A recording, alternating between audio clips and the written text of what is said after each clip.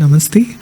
So, you might be knowing that Maharishi Vedavyasa is the central figure around whom the auspicious occasion of Guru Purnima is structured. This day is also known as Vyasa Puja or Vyasa Jayanti. It is the astrological birthday of Maharishi Vedavyasa. And Vedavyasa is extolled as Vishala Buddhi, Namostu Vyasaya Vishala Buddhi.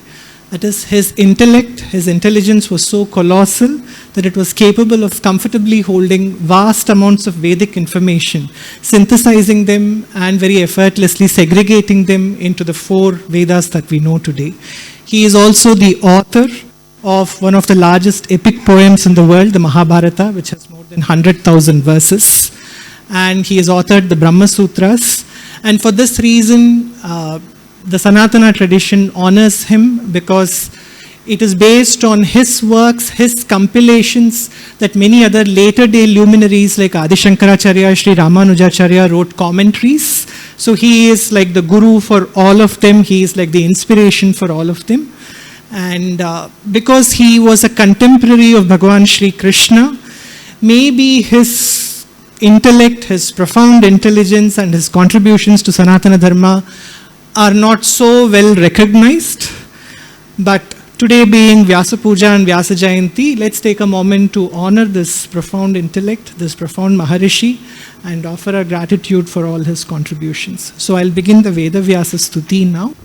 We have made available printouts of whatever I'll be chanting today with the English meanings.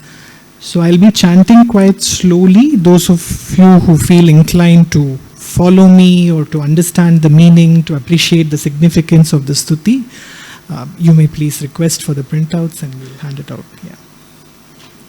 Om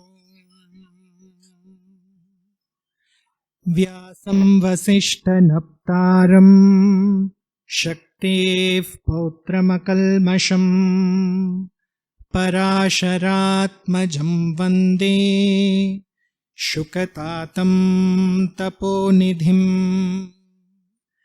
Vyasaya Vishnu Rupaya Vyasa Rupaya Vishnave Namo Vai Brahma Nidhaye Vasishthaya Namo Namaha Krishna Dvaipayanam Vyasam Sarvalokahite Ratam Vedabjabhaskaram Vande Shamadinilayam Munim Vedavyasam Svatmarupam Satyasandham Parayanam Shantam Jitendriyakrodham Sashishyam Pranamamyaham Achaturvadano Brahma Dvibahuraparo Harihi Aphalalochana Shambhu Bhagavan Badarayanaha Shankaram Shankaracharyam Keshavam Badarayanam Sutra Bhashya Krito Vande Bhagavanto Punah Punah Brahma Sutra Krite Tasmai Veda Vyasaya Vedhase Jnana Shakti-avataraya Namo Bhagavato Hare Vyasastamasta dharmanam Vakta Munivareditah Chiranjeevi Dirghamayuh Dadatu Jatilo Mama Prajnabalena Tapasa Chaturveda Vibhajakah Krishna Dvaipayano Yascha Tasmai Shri Gurave Namaha Jatadharasthaponishthah शुद्धयोगो जितेन्द्रियः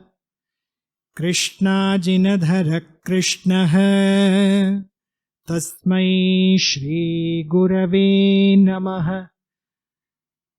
भारतस्य विधाता च द्वितीय इव यो हरिः हरिभक्तिपरो यश्च तस्मै श्रीगुरवे नमः।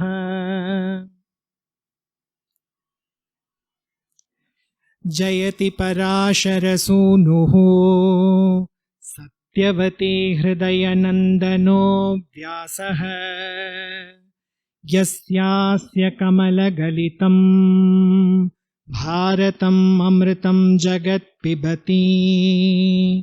नमो वेदविभागविधात्रे नमो विमलाय ब्रह्मणे नमो विश्वदृशे नमो सकलधृतिहेतुसाधनसूत्रसृजे नमो सत्यवत्यभिव्यक्तिमते वेदान्तवाक्यकुसुमानि समानि चारु जग्रन्थसूत्रनिचयेन मनोहरेण मोक्षार्थिलोकहितकामनया मुनिर्यः तं बादरायणमहं प्रणमामि भक्त्या। ॐ